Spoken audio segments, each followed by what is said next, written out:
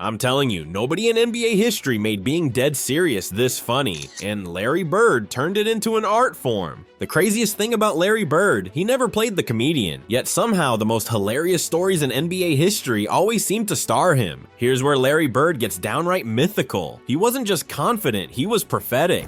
Picture this, All-Star Weekend, locker room stacked with the best shooters alive. Everyone's stretching, lacing up, and dead serious. Then Larry strolls in, looks around and calmly asks, "So, which one of you is playing for second?" No grin, no joke, just Bird being Bird. And the wild part? He wasn't bluffing. He went out, drained shot after shot, and when he reached the last rack, he didn't even bother waiting for the ball to drop. Finger in the air, game over. Kevin McHale still laughs about it now because looking back, it's a comedy. But at that moment, it was cold-blooded. That was Larry. Funny without trying and dead serious while doing it. I was in the All-Star game with you when you walked in and asked who was going to get second place in the three-point contest.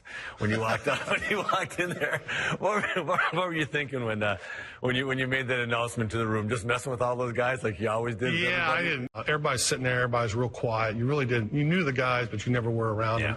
And nobody's really saying anything. So I walk in and look around, and it just came out. So I'll ask you this. Would you ever have the nerve to say something like that and actually back it up? What really surprised me is this. Even Magic Johnson, the spotlight trying one, couldn't get a reaction out of Larry Bird. Their first meeting wasn't some warm handshake moment. It was an all-star college showcase. Magic bouncing around, cracking jokes, and radiating energy. And Bird, ice, not a word, not a smile, just that flat Midwestern stare that said, "You're not my friend, you're just in my way." Magic walked off thinking, wow, this guy actually hates me. And for a while, he kind of did. The irony is perfect. Those two went on to build basketball's greatest rivalry and eventually one of its deepest friendships. But that opening scene, straight up tension. So be honest, if you were Magic, would you shrug it off? Or spend the whole night replaying that cold shoulder? Just when everyone thought it was done, Larry Bird rewrote the script. Game 5, 1987 Eastern Conference Finals. Pistons up by 1, only seconds left. The math is simple. Just get the ball in bounds and the game is theirs. Isaiah Thomas takes the ball. He scans, he throws. And then, out of nowhere, Bird explodes into the passing lane like he'd already seen it in a dream. He snatches the ball, twists in midair, and without hesitation fires it to Dennis Johnson, streaking in for the layup. Boston wins. Isaiah later said it was surreal. Bird floating like a ballerina, toes right against the line, never stepping out. For Detroit, it was devastation. For Boston, it was a legend. Today, Thomas can laugh when he retells it, but at that moment, it was like Larry reached in and stole the Pistons' soul. One play away from victory. Gone, just like that. Here's where Larry Bird's legend takes another turn, this time at Reggie Miller's expense. Everyone knows Reggie could talk. Trash talk was basically his second language, but when he tried it on Larry, he got humbled fast. Close game, Celtics at the line. Larry's standing there, calm as ever. Reggie strolls in, trying to play mind games. Stalls the ref, dragging his feet and using the classic tactic to mess with a shooter's rhythm. Larry doesn't even flinch. He just looks at Reggie and says, "Really? I'm the best shooter this league has ever seen. You honestly think you can freeze me?" And then swish. First shot, second shot, pure automatic. Reggie later admitted he just backed off like, what was I even thinking? McHale couldn't resist rubbing it in either. Yeah, that was dumb. The best part? Bird didn't deliver it like trash talk. He said it like a weather report, calm, flat, and absolutely true. Larry Bird's humor wasn't comedy. It was psychological warfare. Charles Barkley swore that during one game, Larry walked up to him dead serious and said, "It's an insult to guard me with a white guy."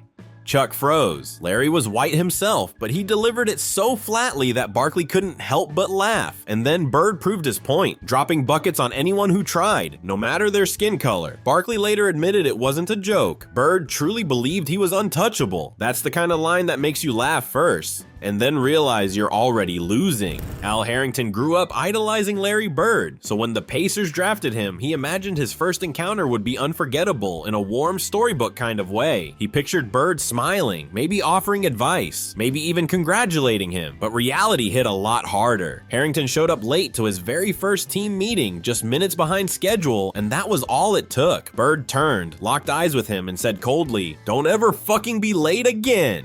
No handshake, no greeting, no small talk, just that single line, delivered with the weight of a hammer. Harrington admitted it shook him to his core, but looking back, he understood. Bird wasn't there to play babysitter or stroke egos. He was setting a tone. At only 19 years old, Harrington learned immediately what being in the NBA meant under Bird's leadership. Accountability came first, and excuses didn't exist. It wasn't the welcome he wanted, but it was the reality check he needed. Bill Walton loves telling the story of the night Larry Bird made one of the boldest pregame declarations he'd ever heard. In the locker room, Bird casually turned to him and said, "If you want shots tonight, better grab some rebounds, because I'm taking them all." Walton thought it might be Bird's dry humor, but the moment the game tipped off, he realized Larry wasn't kidding. Bird took shot after shot, controlling the offense like it was his personal showcase. And the incredible part? They kept falling. Jumper, fade away, three-pointer, it didn't matter. By the end of the night, Walton could only shake his head, laughing at how accurately Bird had predicted the game.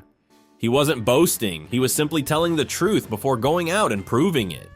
Walton said very few players could ever call their performance ahead of time, but Bird was different. His confidence wasn't arrogance, it was foresight. And when you're that good, the rest of the team just has to sit back and watch history. And here's where Larry Bird showed that sometimes the quietest voice in the room is the loudest. During Dream Team practices, the energy was insane. Michael Jordan and Magic Johnson going head to head, trading buckets, talking trash, basically staging their own personal NBA finals in practice. Everyone's hyped, the gym is buzzing, and Larry? He's not even playing because of back issues. He's just sitting there, watching. Then in the middle of all that chaos, he leans back and drops one line. It's Michael's league now. No drama, no speech, no shouting, just that classic Larry delivery. Calm, dry, and brutally honest. Chris Mullin said it hit harder than anything else that day, because deep down, everyone knew it was true. That's the thing about Bird. He didn't waste words. When he spoke, it was like a stamp of approval from basketball royalty. What do you think? Was that the exact moment the torch officially passed? Clyde Drexler's welcome to the NBA moment didn't come from a coach, a teammate, or even the pressure of the league. It came straight from Larry Bird. Drexler remembered stepping on the court with that rookie hunger, ready to prove he belonged. Larry sized him up and with zero hesitation told him flat out, "You can't stop me." Then, as if to underline the point, Bird literally narrated his moves before executing them. "I'm posting up,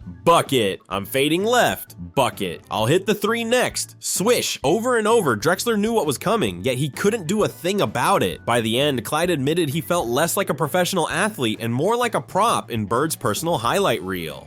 For Drexler, it was humbling and humiliating all at once, but also unforgettable.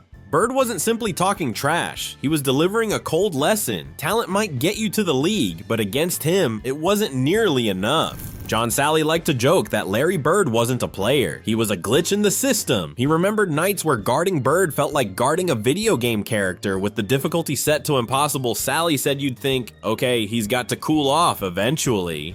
But Bird never did. Jumper, three-pointer, mid-range, each one felt like clockwork. Even when defenders crowded him, slapped at the ball, or forced awkward angles, Larry still found the bottom of the net. Sally laughed years later, saying it was as if Bird had unlimited ammo. What made it sting even more was the way Bird carried himself. He didn't scream, and he didn't celebrate. He just calmly buried shots while letting opponents know in that flat, matter-of-fact tone that they couldn't stop him. To Sally, that was the part that stuck forever. It wasn't the trash talk alone, but the cruel accuracy behind it. Every bucket was proof. Decades later, Sally admitted those games weren't just tough matchups. They were nightmares etched into his memory. So here's the thing, Larry Bird was never trying to be funny. He was just brutally honest, confident, and cold-blooded. That's what made his stories legendary. Even NBA icons still laugh when they retell them. Drop your favorite Larry Bird moment in the comments. And if you want more, subscribe.